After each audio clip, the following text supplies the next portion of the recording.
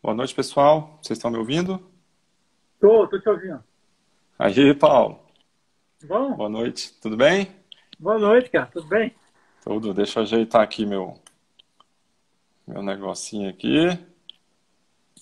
Aí, para todo mundo ver a gente, né? O meu tá meio curto aqui. Eu vou ver se eu consigo arrumar aqui. Pera aí. Agora ficou bom. Pior que eu não Pessoal, consigo pôr. vocês estão nos ouvindo? Tá todo mundo ouvindo bem a gente aí? Dá um joinha quem estiver ouvindo bem. A Ceiser entrou.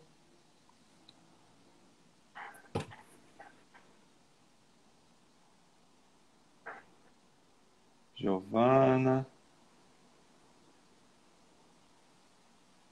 Thaís falou que tá ouvindo bem. Ótimo. Eloá tá ouvindo bem. Acho que eu vou pôr um. Só que você colocar um fone ajuda, né? Pergunta aí se o áudio tá bom. Meu áudio tá bom ou você acha que eu coloco um fone? Tá dando pra me ouvir legal? Tá ótimo. Tá. Você tá parecendo locutor de rodeio. Tá muito bom. Tá bom. Bom, beleza. Vamos lá, né, Paulo? Vamos Vamos lá. iniciar essa live. Primeira live, né, da Care, né, Paulo? E a primeira live sua, eu Exato. acho, ou não? Você já Primeira fez live outras minha. lives? Primeira live, tá Não, estreando, não então. fiz não. Bom demais. Então, assim, queria falar primeiro que é um prazer ter essa 1 hora de troca de ideia com você, né? É a mesma coisa. Você sabe que eu te admiro muito, a gente, né, conversa muito ali, né, nos corredores e tudo mais.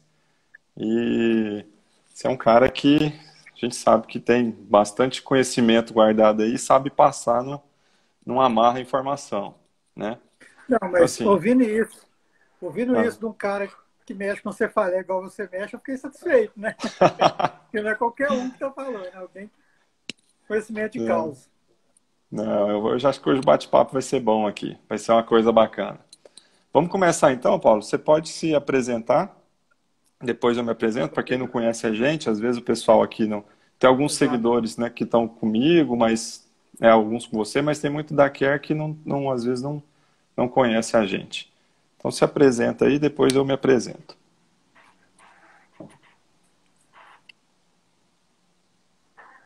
Então, eu sou médico anestesiologista, mas sou especialista em dor e já trabalho com dor há um tempo específico, né?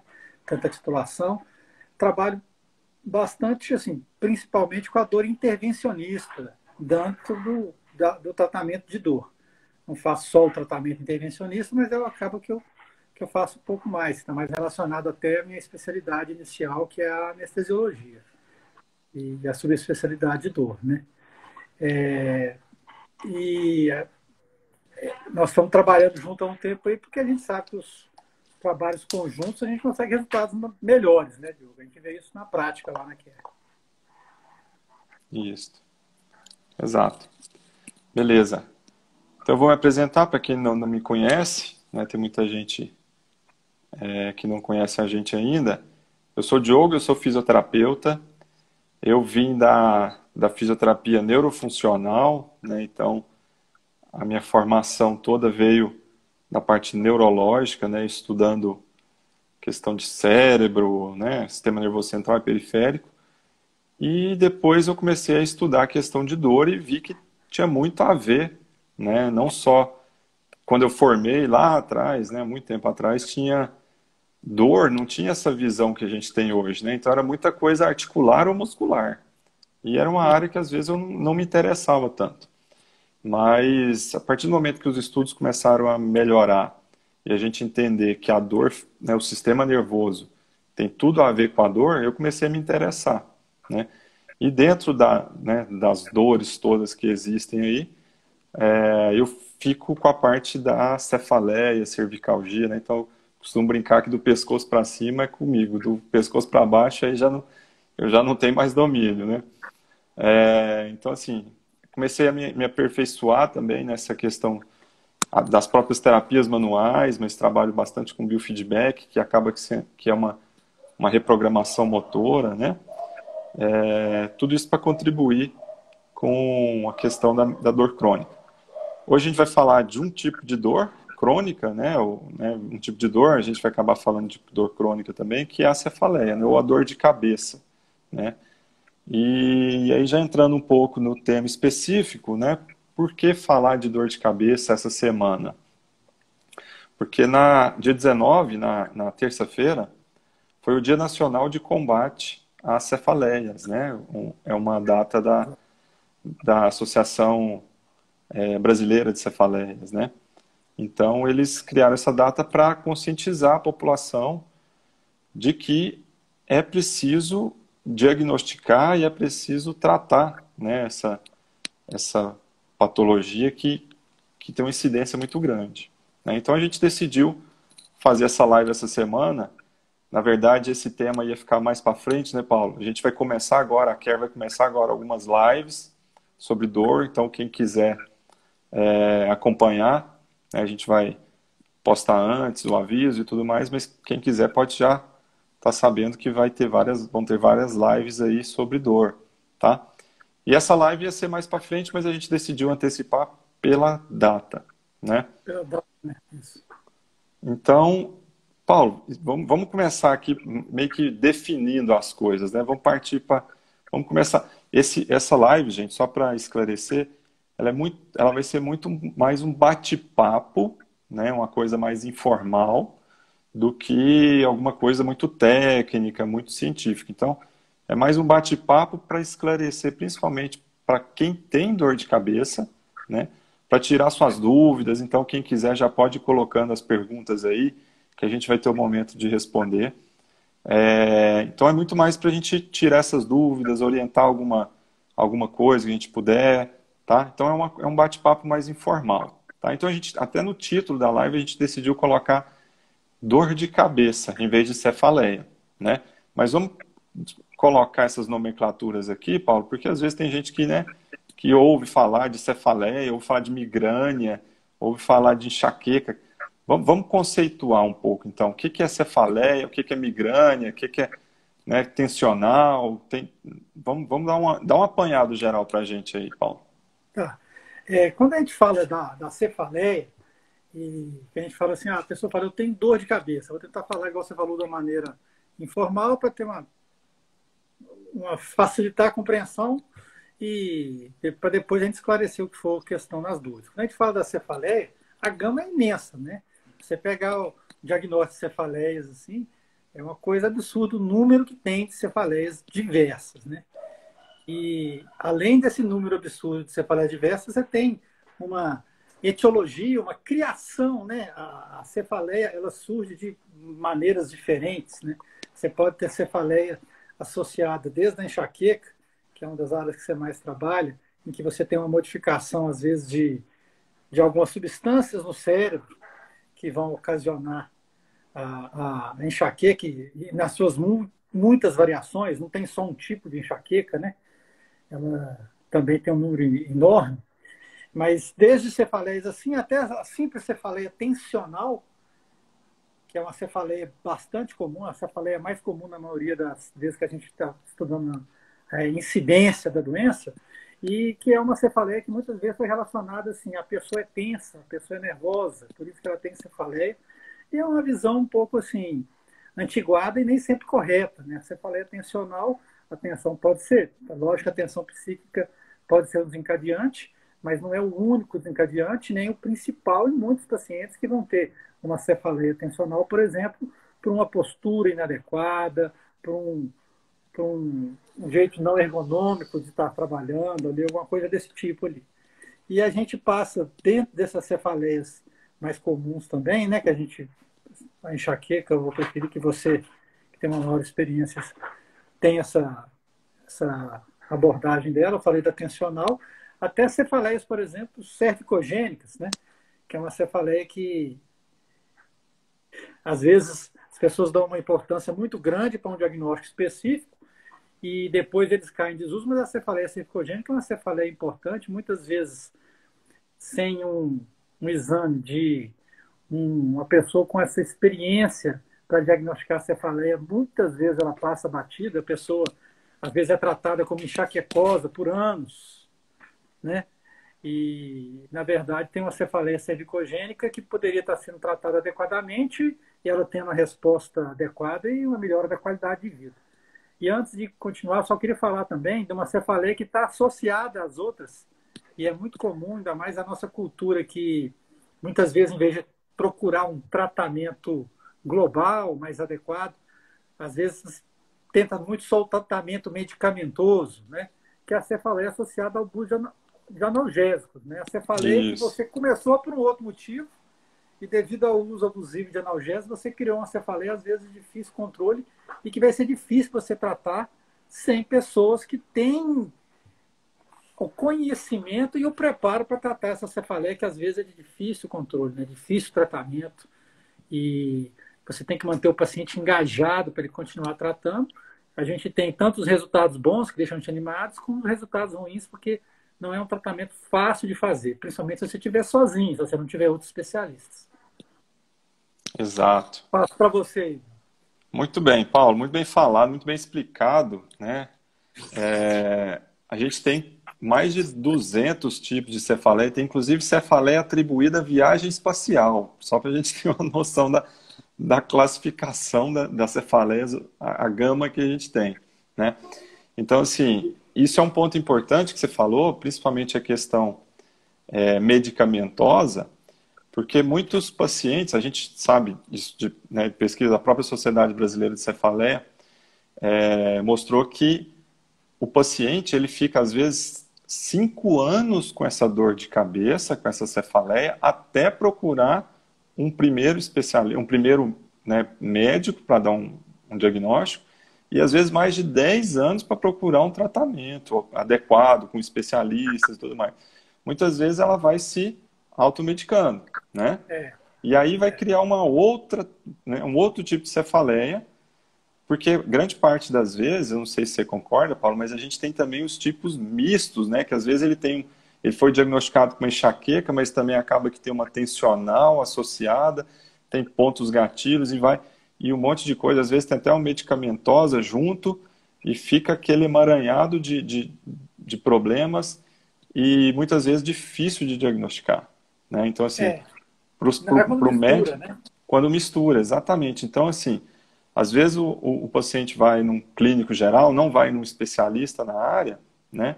E às vezes faz um diagnóstico talvez não tão correto e acaba que complica mais ainda, porque ele começa a tomar uma medicação, né, talvez só a medicação, não entra com outro tratamento interdisciplinar, e isso vai se agravando e acaba que vira uma bola de neve. Depois, quanto mais tempo demora, pior fica, né? Então, assim,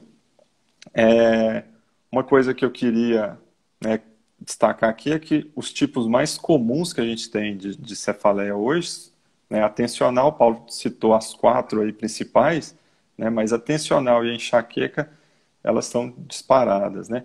Ainda mais nesse período agora de quarentena, né, que a, a, a população está mais sedentária, então às vezes fica muito tempo numa postura, ou muito tempo de um jeito ruim, ou mais tenso realmente, mais nervoso, ou mais estressado, e a gente sabe que, por exemplo, a enxaqueca mesmo tem alguns gatilhos, o estresse é um deles, né? Então, assim, depressão é uma comorbidade que está associada à enxaqueca.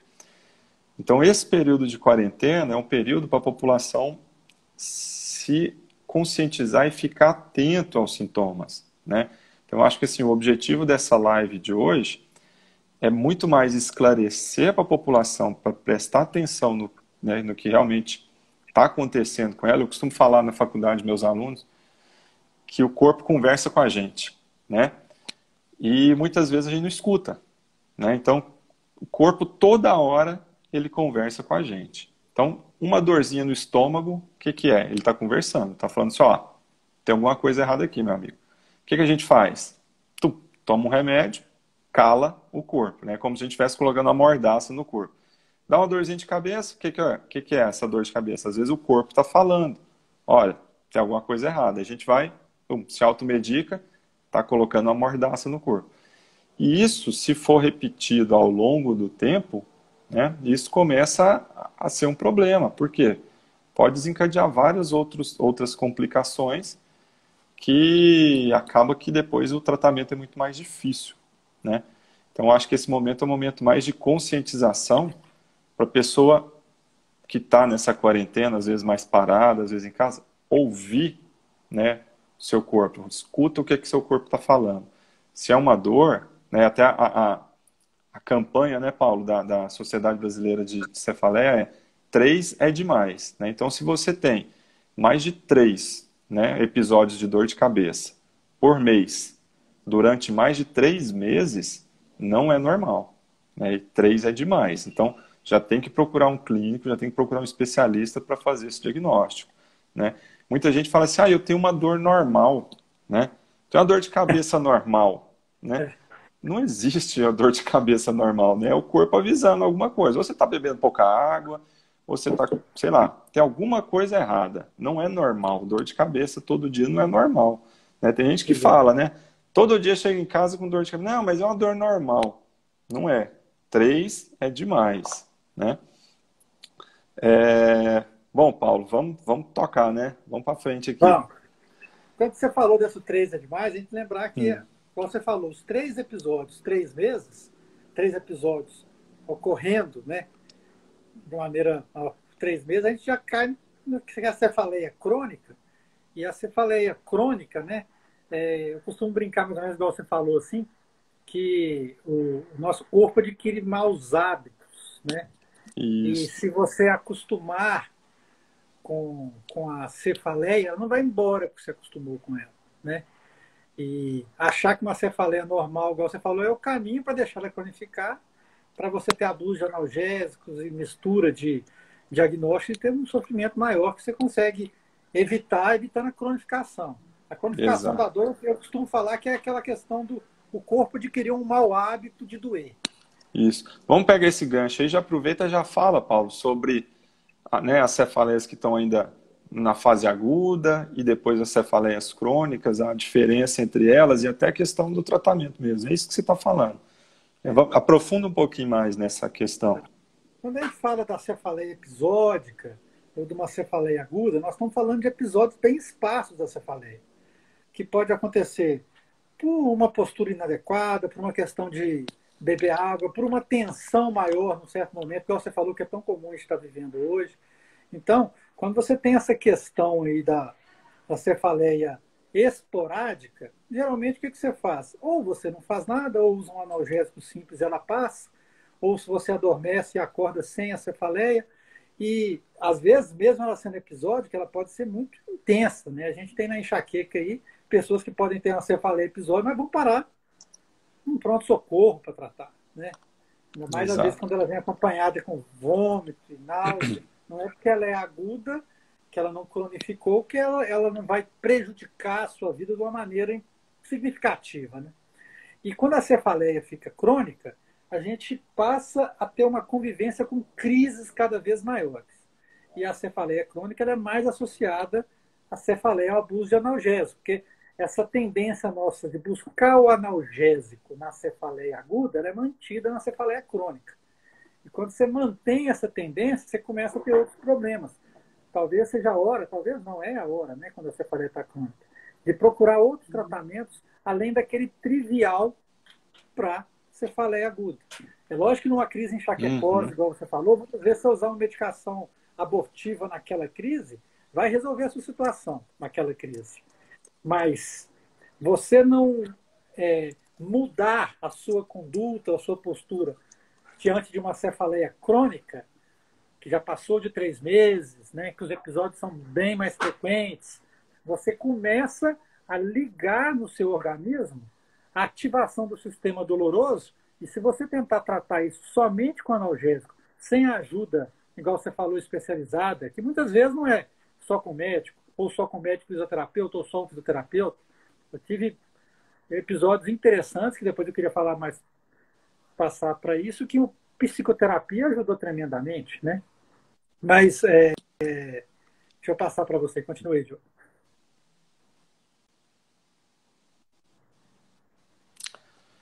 Pois realmente é isso mesmo. O que a gente vê, não só na cefaleia, mas em toda dor crônica, né, todo o processo de dor, qualquer episódio de dor, e qualquer patologia, eu acho, não é nem só dor, né, qualquer problema, se tratado no começo, é muito mais fácil de tratar, né, o tratamento é mais curto, né, e o resultado é melhor. Então, assim, para qualquer problema, quanto mais precoce a gente intervir, mais fácil é a resolução. Mas é um perfil que às vezes a gente vê, Paulo, no consultório, não sei se você concorda com isso, de que a pessoa às vezes, não sei por que motivo, vai deixando, né? Vai deixando, vai deixando, vai deixando, e até chega um momento que ela não consegue mais, né, manter essa qualidade de vida com esse nível de dor, como você falou, ela cronifica, né? Mas aí quando ela vai procurar o tratamento, a gente sabe que a gente tem no sistema nervoso um sistema inibitório de dor, né, que ele é um sistema descendente, e muitas vezes esse sistema já está falho, já tem, como você disse, ele já está adquirindo algum hábito ruim, né? E aí para a gente tentar reativar, que é o que a gente chama de sensibilização central, né? E a própria sensibilização Isso. periférica, às vezes a gente, para esse organismo conseguir a gente conseguir recuperar esse sistema nervoso para ele voltar a fazer a função dele normal depois, é muito mais difícil, né? É, Então, assim, é. é um padrão, não sei se você observa isso também com seus pacientes, né? Esse padrão de, às vezes, não aceitação ou não reconhecimento de que é uma coisa séria, importante, né? Eu acho que até as próprias campanhas na TV de medicamento, eu acho que contribuem um pouco para essa Eu também acho. desinformação, né? De tipo assim, toma Doril, a dor sumiu. Né? Ixi, falei nome aqui, não podia, mas assim, né, esses analgésicos incentivam a automedicação, né? Acaba Tem. que isso, eu acho que traz repercussão muito pior depois. Isso acontece também com seus pacientes? Além de acontecer, essa questão que você falou, essa cultura da medicação, ainda mais numa cefaleia crônica, essa cultura da medicação, ela leva a um diagnóstico específico, a cefaleia associada a abuso de analgésicos, que é frequente e de tratamento mais difícil. E geralmente, quando você está com uma dor, uma cefaleia crônica, muitas vezes ela começou aguda e ela caminhou para aquilo pelos maus hábitos que a gente vai adquirindo, né? Pelo que é Exato. passado para a gente também, né? Pelo que é passado e incentivar. E muitas vezes, se você tiver a informação, que às vezes a gente trata as coisas não é com medicação, é com informação, né? E às vezes com a informação adequada, você consegue resultados às vezes muito bons mesmo, né? E além de quebrar, a gente fala, né, o senso comum, né? Porque o senso comum é muito perto do preconceito em muita coisa. Então você tem que tentar quebrar esse senso comum. Quando eu falo quebrar esse senso comum, muitas vezes quando eu indico para um paciente meu com cefaleia crônica, que tem um componente tensional maior, não só isso, e que eu vejo que ele pode desenvolver suas próprias ferramentas para tratamento de dor. Você, como fisioterapeuta, sabe, às vezes a compressão de um ponto específico, essas coisas assim. Aí, quando eu tento colocar isso para o paciente, não raro ele recebe assim: você está me mandando para o psicólogo, a minha dor é real. Né? É um preconceito que ele cria ali, que foi passado, foi martelado, que o analgésico resolve, né? Ou então as frases infelizes, sua dor é psicológica. Se É, minha dor não é psicológica, eu não preciso de psicólogo. Né? exato. Sendo que a gente sabe que dentro da psicologia você tem ferramentas fantásticas que não tem nada a ver com o componente ser puramente emocional. A pessoa, mas eu estou emocionalmente bem. Você sabe que você tem outros instrumentos que você pode desenvolver. Só para citar um exemplo. Né? Outro também é, por Exato. exemplo, quando você usa um bloqueio, eu falo assim, vamos fazer um bloqueio anestésico dessa estrutura muscular ou nervosa e obtiver, mas aí vai passar o efeito da anestesia e vai voltar a doer. Sendo que muitas vezes o que você quer fazer é reeducar aquele nervo. E o bloqueio com anestésico local, principalmente quando seguir de fisioterapia, massoterapia, ele é uma modalidade de eu reeducar aquele organismo. Exatamente. Bacana. Então, Paulo, me fala uma coisa. A gente sabe então que a gente tem algumas variações aí, tanto de tratamento, né? Então, ou seja, não é um tratamento só que vai ter resultado, né? Exato.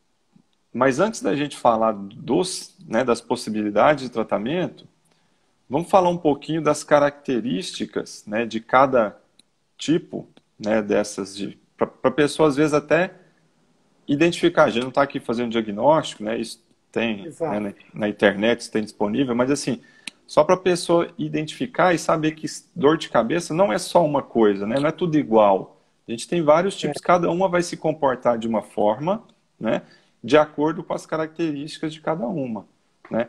Então vamos só falar para o pessoal, por exemplo, a diferença às vezes de uma tensional para uma enxaqueca, às vezes da é, cervicogênica, né? Como é que se tá, dão e os principais sintomas? tá. Eu vou falar da tensional, meu tipo mais comum, apesar da enxaqueca não ficar atrás. A cefaleia tensional ela tem mais de um tipo de apresentação. Então a gente não vai conseguir falar todas as apresentações aqui, igual você falou, não é nem o objetivo. Essa apresentação inicial a gente tem.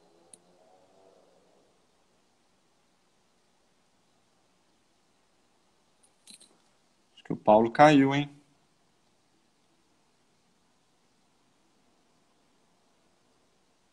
Tá aí, Paulo? Deu uma Paulo. saída aqui, mas voltou. É, vai lá. Pra não ficar ligando. Então, como eu estava te falando, da cefaleia tensional, geralmente a gente tem uma dor frontal, às vezes ela pode ter um componente posterior, mas a dor frontal é bem característica, ela não pulsa, a sensação de aperto é a característica dela. A duração, né? Você pode ter uma dor de duração longa, não é incomum um paciente com cefaleia tensional acordar com a cefaleia, eu já acordei com uma dor de cabeça, como que é isso? Sempre que, e algumas Uhum, vezes ela melhora com o sono. Então, a gente não tem aquele padrão estabelecido, se melhorou é isso, senão não é. A cefaleia tensional, ela não é uma cefaleia, repito aqui, que está associada a pessoa ter tensão ou ser nervosa necessariamente, né? É lógico que uma sobrecarga psíquica, uma tensão, pode ser um desencadeante, mas muitas vezes não é matemático assim. uhum. Legal. E aí, Paulo, por exemplo, ela é uma dor que ela não é tão forte igual a da Sim, enxaqueca, né? claro, E acaba a que intensidade é que a faz o paciente intensidade. tolerar, às vezes. Exato. Então, às vezes, na cefaleia tensional, o paciente demora, às vezes, até mais procurar ajuda. Por quê? Porque ele consegue tolerar, né? A E ela via de só regra é o que mais demora mesmo. é o que mais demora, né? E aí ela só vai procurar ajuda quando está diária, né? Aquela cefaleia crônica diária, né? Já É, deixou de ser episódica e já passou a ser diária. E aquilo começa a interferir, principalmente no dia a dia, né? Então, por exemplo, uma coisa que eu vejo, um perfil que eu vejo muito comum, né? Talvez é aquela, geralmente às vezes mulher, tem homem também, mas às vezes começa a ter mais aquela comum. dor de cabeça diária e aí atrapalha o relacionamento familiar com o marido ou com o filho, né? E às vezes não consegue ir até em festinhas da família, não consegue ir a algum evento. E quando ela começa a ficar crônica e diária, começa a atrapalhar inclusive a relação de trabalho, né? É aquela pessoa que às vezes não rende tanto no trabalho, né? Começa a ter uma indisposição, tudo tá, às vezes briga demais no trabalho e começa a reclamar do trabalho, às vezes, porque o meu trabalho está me estressando muito e tudo mais, mas às vezes ela não Exato. percebe que pode ser a própria cefaleia que está fazendo ela, É, às vezes, não render tanto e às vezes o chefe brigar, enfim, né? Uma série de problemas que atrapalham a qualidade de vida quando chega nesse ponto de cronificação. Você sim, também sim. vê esse perfil nos seus pacientes? Existe o perfil, você falou muitas vezes, né? Existe o perfil. Seria mulher, muitas vezes jovem, em idade produtiva, trabalhando. Mulher hoje, todas praticamente estão envolvidas em um trabalho fora, e com isso o trabalho em casa não diminui, né? Lógico que está cada vez buscando mais uma equidade, esse tipo de coisa, mas não é o que a gente vê na maioria das vezes. E existe essa sobrecarga.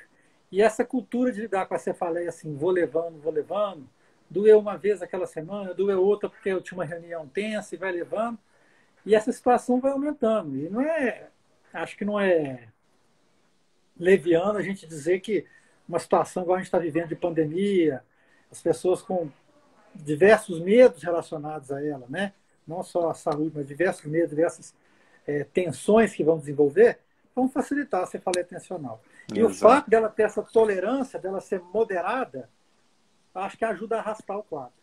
exato, exatamente. Diferente da enxaqueca, quando você, por exemplo, que atende bastante enxaqueca, quando você tem aquela enxaqueca que ela é incapacitante, você vê, o paciente vai buscar, ele pode até não buscar o melhor auxílio, mas ele vai buscar auxílio, ele vai ficar tomando comprimidinho, porque não raro o paciente está no pronto-socorro, né? Isso, exato. Então fala um Né? pouco da enxaqueca aí. Então, vou falar da enxaqueca. Antes de falar da enxaqueca, eu vou falar aqui, deixa eu ver quem que foi. Teve uma pergunta aqui, a gente vai responder as perguntas mais no final, mas vocês podem ir colocando as perguntas aí, tá? A Beth Flávia perguntou aqui, ó, se bruxismo pode causar cefaleia. A gente vai responder mais no final, mas vocês podem ir mandando aí que eu estou anotando as perguntas aqui. Então, a enxaqueca, também chamada de migrânia, né? Tem esse nome mais técnico aí. Ela tem uma característica diferente da cefaleia tensional, né? Então, ela é, na grande maioria das vezes, unilateral, né? Então, vai doer só um lado da cabeça. Ela geralmente é pulsátil, né? Com intensidade alta, né? Então, é aquela dor que ela começa a pulsar e aquela...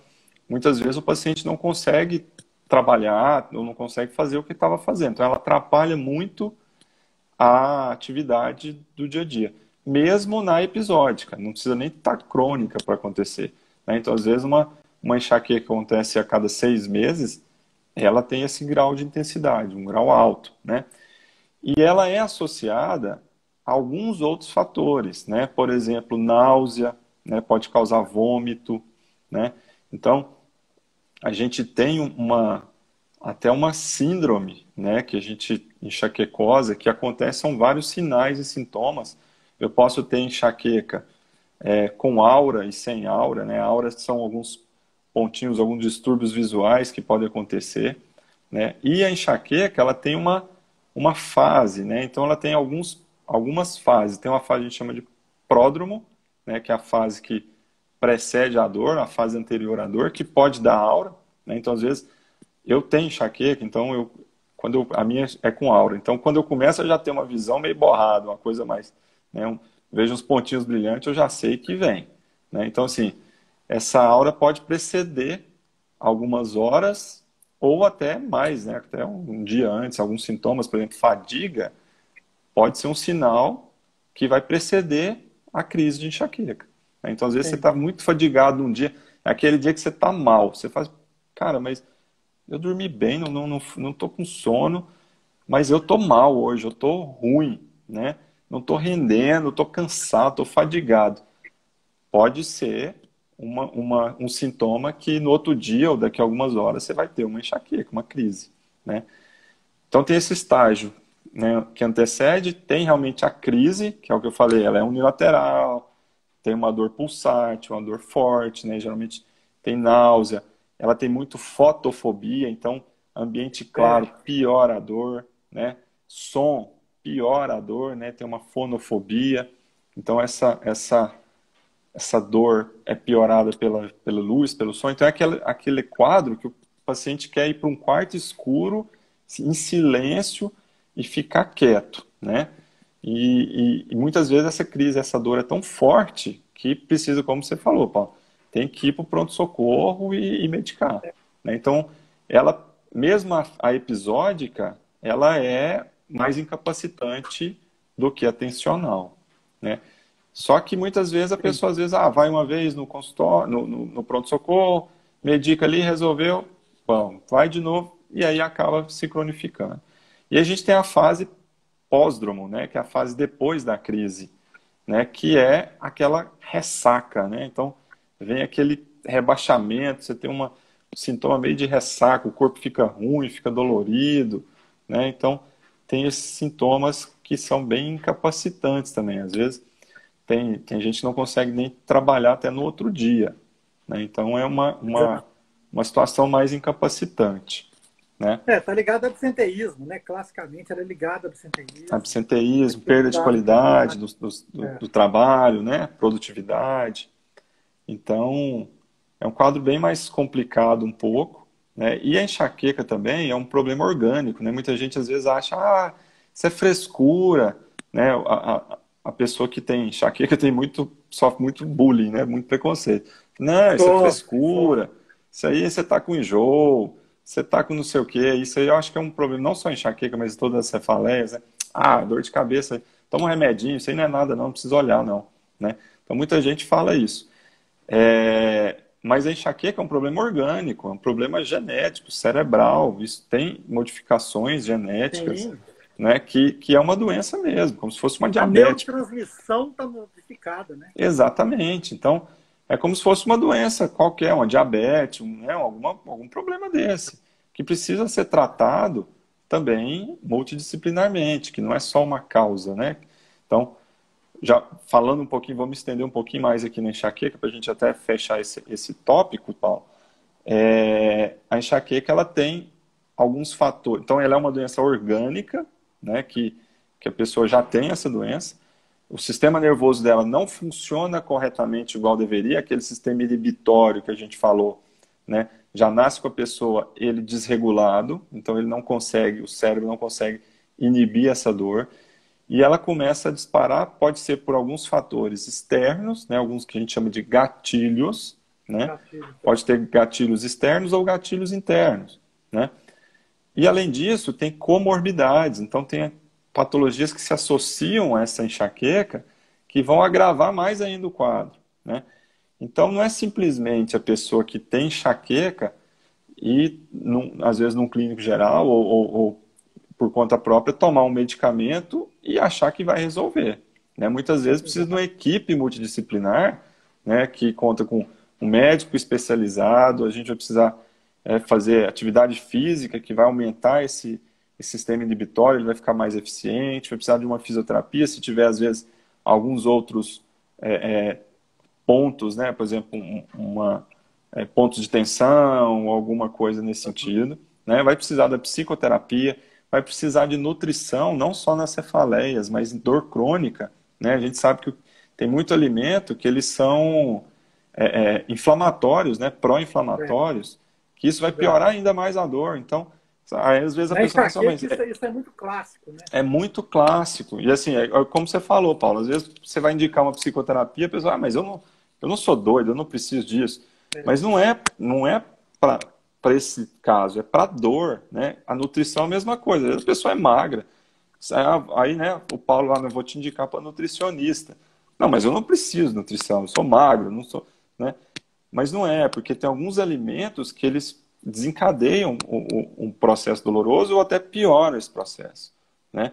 Então a gente precisa pensar em todos os fatores que estão envolvidos nessa dor crônica para poder cercar de todos os lados e resolver o problema, senão é aquela dor que vai se arrastando por anos.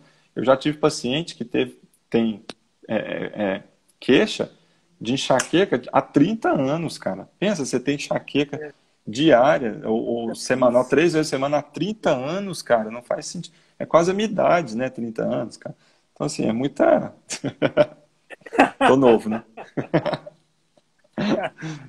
Vou deixar passar isso. E dentro da enxaqueca, uma deixa. coisa que eu acho que, assim, das características, pelo nome migrânia, é lembrar que é comum ela migrar, né? Essa questão dela ter uma modificação dos lados, né? Por isso a migrânia, e às vezes isso auxilia no diagnóstico. E você falou desses gatilhos, eu imagino agora, na quarentena, uma mãe com 3 meninos presos em casa. A Ive Mel aqui falou, com filhos em casa o dia todo. Não, você imagina. Ela Ou comentou. então na frente da tela do computador, com luz, né? Que a gente hoje tem muita estimulação visual de tela de celular, de tela de tablet, de tela de computador. Então você vai ter vários desencadeantes, né? Exato. E às vezes é aquele alimento que, se você tira ele da dieta da pessoa, você muda a dieta dela, né? E quando você falou psicologia, eu gosto de falar assim, que eu não acredito numa medicina sem alma e nem numa psicologia sem corpo. Exatamente. Então, a gente tentar tudo tá ligado, vincular isso Ainda mais quando a gente está falando de sistema nervoso. Dor é sistema nervoso. Enxaqueca é sistema nervoso, sim, ao extremo, né? Então, quando você fala dessa questão, a gente tem pacientes que tiveram uma resposta excepcional no tratamento da cefaleia com a abordagem psicoterápica. Mas eu acho que o paciente, muitas vezes, ele se sente sozinho também. Então, às vezes, quando ele Exato. divide aquilo com outras pessoas, né, porque você está preso numa cefaleia dessa intensidade e duração, é literalmente uma prisão, né? Então, às vezes, quando você encontra, entre aspas, seus pares e vê que aquilo que você está vivendo não é sozinho, e que vocês podem desenvolver estratégias, né? É o que o psicólogo chama de autoeficácia. Você pode resolver aquela. Autoeficácia. Você pode ter uma autoeficácia e desde orientações simples, né? Por exemplo, a pessoa tem náusea, ela toma um remédio para dor de cabeça. A gente está associado que a náusea está gastroparesia. Então, gastroparesia, para explicar, o comprimido vai ficar no estômago. Então, você teve uma náusea antes da dor de cabeça e tomou o comprimido. Você não vai ter o resultado, vai precisar de outras abordagens, né? Exatamente. E o que você falou, Paulo, é interessante, no final a gente vai até comentar da questão de, às vezes, o paciente se sentir sozinho, né? Tá perdido, né? No final a gente vai ter uma surpresa aí para quem está assistindo, tá? Aqui, ó, já respondendo uma pergunta que tem a ver, depois a gente vai responder a outra. Quanto tempo a enxaqueca leva para se tornar crônica? Eu acho que não é nem a questão de tempo, né, Paulo? Pode ser crônica em um mês, 2, 3, 6 meses, ou pode demorar, às vezes, anos para ficar crônica.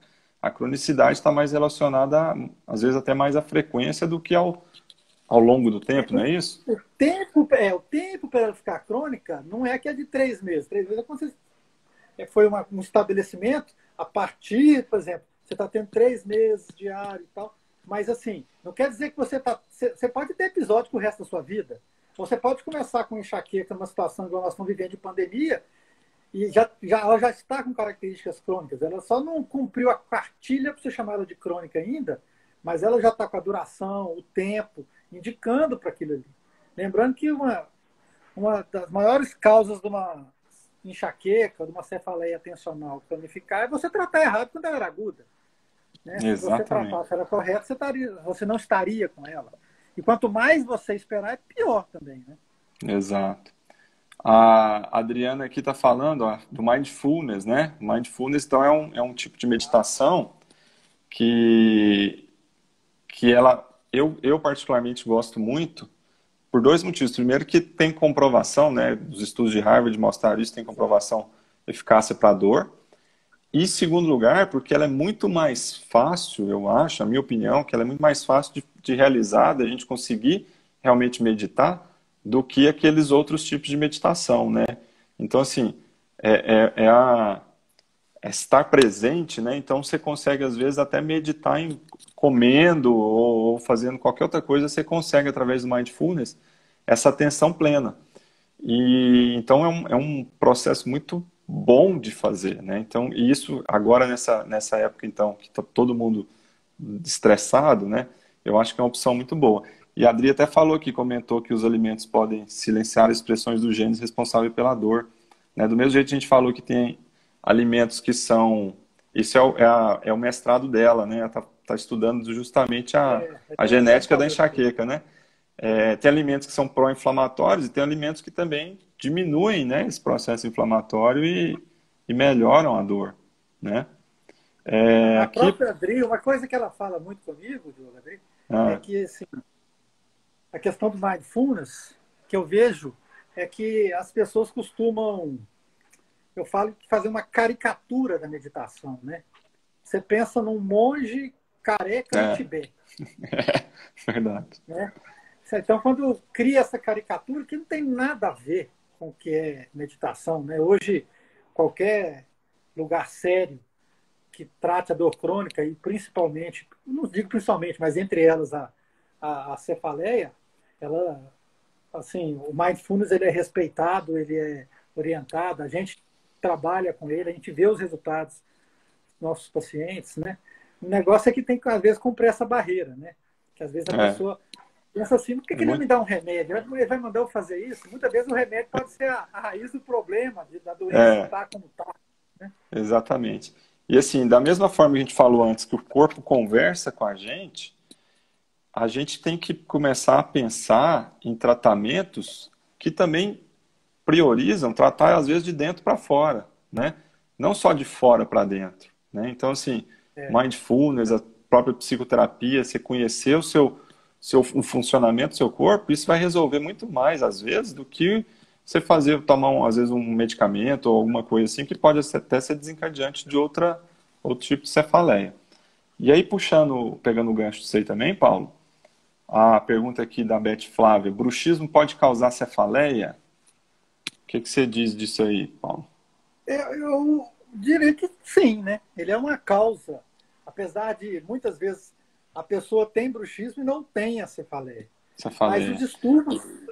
os distúrbios da ATM, eles podem ser causadores, né? É, Eu acho que assim, joga-se demais a culpa nisso, é, né? Eu acho que exatamente. joga-se demais a culpa nisso. Então, vira meio assim, igual eu falei, vira um lugar comum que muitas vezes não é real, né? E outra coisa, a pessoa pode ter bruxismo e ter cefaleia tensional, pode ter enxaqueca, e aí vai, Isso. cefaleia cervicogênica, e É, outros vários tipos que a gente tem associado. Assim. Então, eu falo assim, ele pode ser uma causa? É. Mas para falar que ele está causando, a gente tem que investigar. E bem. investigar, Né? exatamente, bastante, né? Você tem que investigar bastante para poder falar uma coisa dessa, porque é complicado. Porque É, você está falando de uma coisa bastante comum, que é o bruxismo, que a imensa maioria das pessoas tem e não tem cefaleia. Né? Aí você exato. tem centenas de diagnósticos de cefaleia e às vezes pode ficar fácil você falar, é por isso. É, Né? Até porque o exatamente. bruxismo, geralmente, ele vai te dar outras colas, É, vai te dar outros sinais ali, né? Para que você poder chegar num diagnóstico desse. exato. Que é E discussão, que assim, eu vejo como discussão. Assim. e às vezes, assim, um mecanismo que eu acho que está relacionado, por exemplo, é muito dor orofacial, né? Que a gente muitas vezes separa, né? A dor mais da face, né? Que a gente fala do mecanismo trigêmeo, Não, e acho a que foi bom você falar cefaleia, isso. né? E a Porque eu cefaleia. coloquei no conjunto, mas é diferente, né? Nós estamos falando de É, cefaleia. A gente costuma e pôr o assim, rosto no junto. mas assim, a dor, o bruxismo ou algum distúrbio de DTM, distúrbio da ATM, através do mecanismo trigêmeo cervical, pode Exato. ser um causador também da Pode. cefaleia, né? Mas é como você falou, atribui-se muita dor de cabeça a distúrbio de DTM ou a bruxismo, que pode não ser a causa pode ser outra coisa, né? Ou às vezes o bruxismo pode ser até a resposta ou a consequência de alguma outra cefaleia, né? Então às vezes Porque ele tem pode ter outra uma na outra. linha. Exatamente. Então não dá para a gente falar, né, causa ou, né? Então isso tem que ser muito bem esclarecido. E aí a César aqui também perguntou: a dor pode começar como cefaleia tensional e passar para a dor de enxaqueca na mesma crise? Pode, às vezes uma tensão, né? Como o Paulo falou, não é toda cefaleia tensional que é causada por tensão, mas o estresse, né, e a tensão é Exato. um gatilho da enxaqueca. Então, às vezes, É o você gatilho da vai enxaqueca. desencadear, né, às vezes vai desencadear uma enxaqueca, mas ela começa, às vezes, com uma dor tensional, ficou a musculatura tensa, e aí, consequentemente, vem a enxaqueca também. Então, você tem uma crise, pode ter as duas coisas. Isso pode Porque pode ser acontecer gatilho mesmo. para as duas coisas, né? A Para as tensão duas pode ser coisas. gatilho para as duas coisas. Pode ser E não é gatilho. porque uma pessoa tem cefaleia tensional que ela está proibida de ter enxaqueca, né? É, exatamente. Não tem nenhuma É. exclusão. Olha, eu tenho essa, agora não Tipo assim, tenho mais. a sua cota é essa, né? Você não fica imune, né? Já tem Exato, uma exato. coisa, eu estou imune das outras, né? Não tem isso. Aqui, tá Fernandes falou aqui, ó, percebo que existe uma falta de informação e comunicação adequada com o paciente diante do diagnóstico de enxaqueca. Muitos médicos apenas prescrevem medicamento e fica por isso mesmo. Concordo, viu? É, assim, muitas vezes, a gente observa isso, né, Paulo? A gente já discutiu várias vezes isso. A comunicação talvez seja o caminho.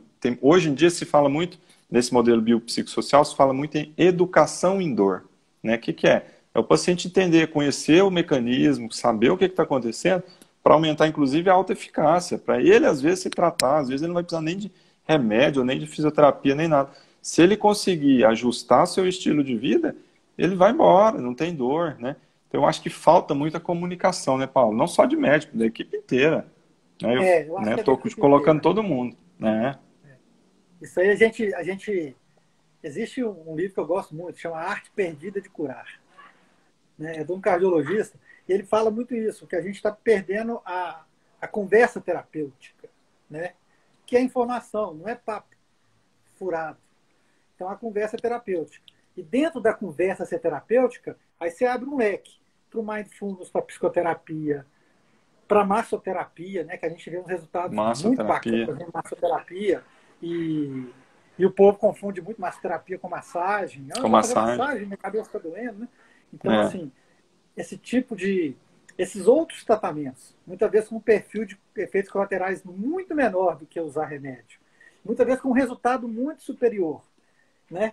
E eles muitas exato. vezes são deixados de lado, porque eles não são rápidos. Nossa sociedade quer aquela coisa imediata. Imediato. E aí eu acho que é a questão da arte perdida de curar mesmo, né? Você cura com as palavras, né? Você cura com a informação, você Exatamente. cura com a orientação. Exatamente. Ô, Paulo, então a gente está caminhando aí para o fechamento, né? Temos alguns minutos ainda. Vamos falar assim, vamos fazer um apanhado geral, né? Eu acho que o pessoal já entendeu. A Adri está falando aqui, ó, Mindfulness modula a hiperatividade.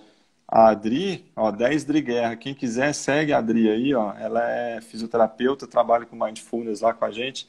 Ela sabe muito dessa questão da meditação, do Mindfulness, principalmente voltado para a dor, tá? Então, Exato. isso é ciência, não é aquela coisa como o Paulo falou, aquele monge no Tibete lá pensa, né? Isso é ciência, tem ciência, artigo científico por trás disso, ela está fazendo o mestrado dela em cima disso, então sigam ela aí para vocês acompanharem. Ela tem até um outro perfil que é só de Mindfulness, né, Dri? Posta aí pra gente também. Ô Paulo, vamos fazer Eu um brinco, apanhado. Pode falar. eu brinco que isso não é, por exemplo, mindfulness, não é coisa de hippie, não, né? Às vezes você fala, o pessoal fala assim, fala assim, não, é uma ciência embasada e com resultados. E na dor, então, assim, a gente já viu várias vezes, né? Às Exato, vezes o exato. trabalho do paciente entender aquilo é que é mais difícil. É. Quando você Paulo, falou dá do um... apanhado, eu Ah, queria falar isso. rapidinho da Ah. cefaleia cervicogênica. A gente deixou. Porque a cefaleia, que é Esquecemos. uma cefaleia comum, a gente vê diferenças de porcentagem, um fala 4%. Aí quando você pega locais com atendimento de dor crônica, essa incidência aumenta, porque geralmente você tem uma cefaleia que pode ser mais incapacitante, chega a 17%, varia essa epidemiologia de acordo com a gravidade e o local também que faz o estudo, né? Mas a cefaleia cervicogênica, igual você falou da ligação trigêmeo cervical, também está relacionada, né? Sim. Então, se a gente for falar, muitas vezes é uma cefaleia de um lado só, que muitas vezes pega fronte, o olho. Aí o que a pessoa pensa, eu estou com uma dor no olho, isso vai ser do meu pescoço? Sim, né? Pode ser do seu Exato. pescoço, não obviamente seja, mas é uma associação pela ligação que a gente tem da inervação do rosto com a inervação cervical alta, que é a mesma que justificaria o que você falou em relação a um distúrbio de ATM com dores faciais relacionadas. Então, na cefaleia cervicogênica, o tratamento ele exige um comprometimento do paciente, porque muitas vezes ele vai precisar passar por uma fisioterapia, que é o que vai resolver o problema dele. E muitas vezes, para auxiliar isso, ele vai passar por ou um bloqueio anestésico, igual a gente faz, ou uma radiofrequência, que é outra maneira de trabalhar a região cervical e que a gente tem uma boa resposta. Isso. E é uma cefaleia também incapacitante, né? Uhum. Cervicogênica, a gênese da sua cefaleia é o a pescoço. coluna, exato, coluna cervical, né? Coluna Maravilha. cervical. Paulo, rapidinho aqui eu vou pegar isso que você falou, porque senão não vai dar tempo da gente contar novidade aqui. Ok.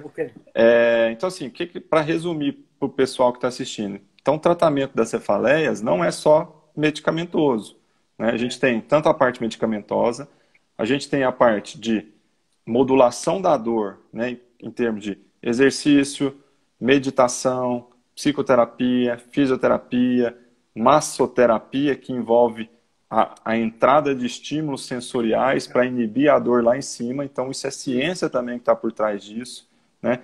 Então, depois, além da medicação, a gente tem as intervenções, né, Paulo? Sim, Né, sim. numa questão que, às vezes, mais cervicogênica, ou precisa de uma intervenção, toxina botulínica, por exemplo, é indicado para enxaqueca Tá? também, né? Então, tem vários processos que o paciente tem que passar para falar assim, não, eu tratei minha enxaqueca, minha cefaleia cervicogênica, minha cefaleia tensional.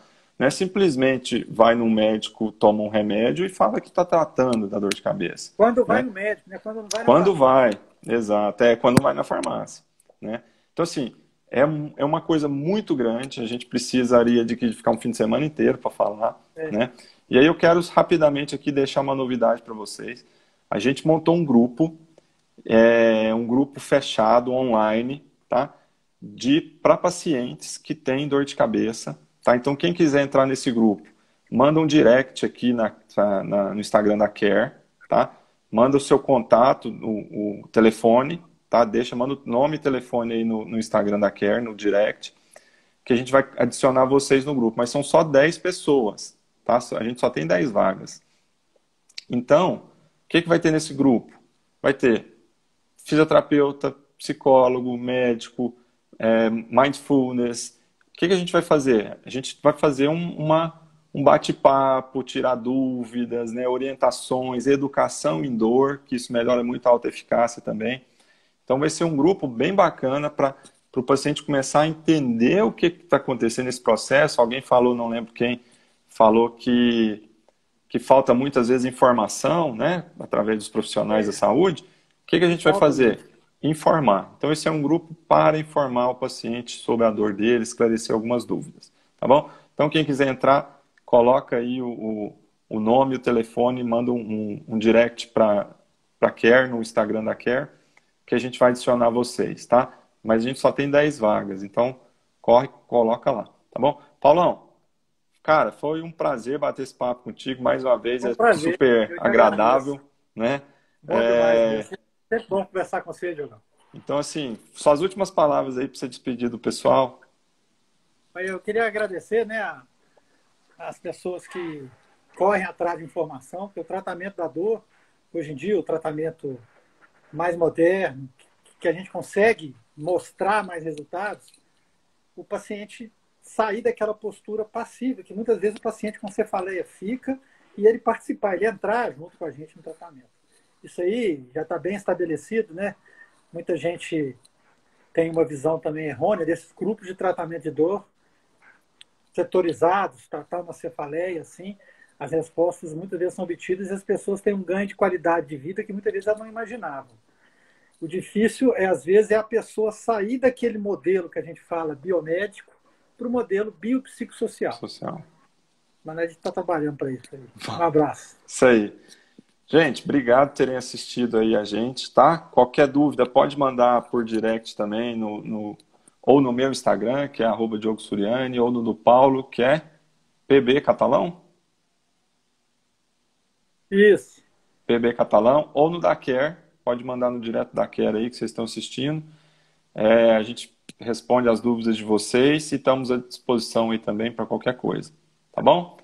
Muito obrigado, gente, pela presença. Obrigado, Paulo. Fiquem com Um abraço, Deus. forte abraço. Um Com Deus abraço. também.